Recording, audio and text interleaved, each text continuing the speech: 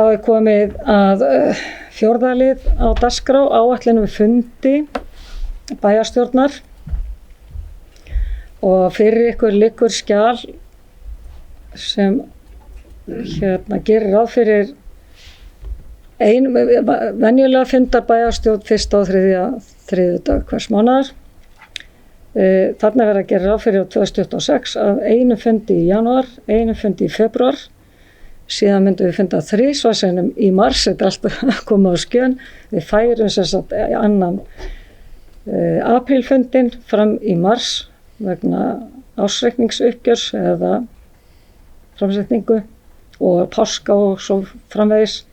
Síðan gert ráð fyrir 2 fundum í maí, það hins vegar kosið 16. maí. Þannig að við sjáum bara til hvernig verður með fundin 19. Gert ráð fyrir að ný bæjarstjórn komi saman 2. júní og fundi síðan 16. Svo verður gert hlé á fundum bæjarstjórnar og svo eru hinir bermánuðirnir bara samkvæmt svona venju 1. og 3. þriðjudag. Þetta sem sagt orðið list þessa tillögu funda áætlun sem ekki hefur kannski svo þessi geta samþykkt gefur merki. Takk fyrir. Það öll.